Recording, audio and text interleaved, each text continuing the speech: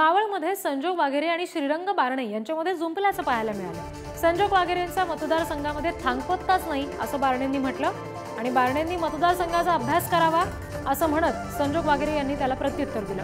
उद्धव ठाकरेंच्या शिवसेनेकडून मावळमधून संजोग वाघेरेंना उमेदवारी मिळण्याची शक्यता आहे। महायुतीकडून मावळमधून श्रीरंग बारणे लढण्यास इच्छुक आहे आणि या सगळ्या पार्श्वभूमीवर या दोन नेत्यांमध्ये ही शाब्दिक चकमक झाल्याचं पाहायला मिळालं। तुम्हीच भाजपचे उमेदवार असताना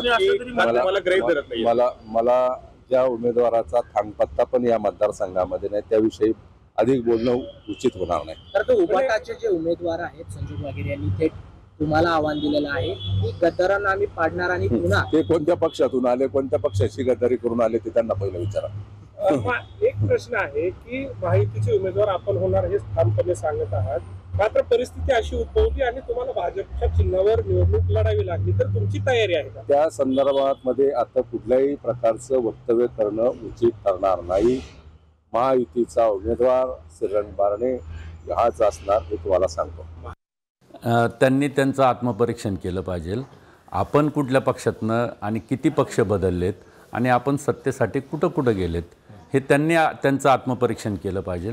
मी तरी फक्त आदरणीय पवार साहेबांच्या राष्ट्रवादीतनं मी आदरणीय उद्धव बाळासाहेब ठाकरे शिवसेनेमध्ये मी गेलो आणि माझ्याबद्दल सांगायचं म्हटलं तर मी पिंपरी चिंचवड महानगरपालिकेमध्ये 3 टर्म निवडून आलो आहे, महापौर होतो।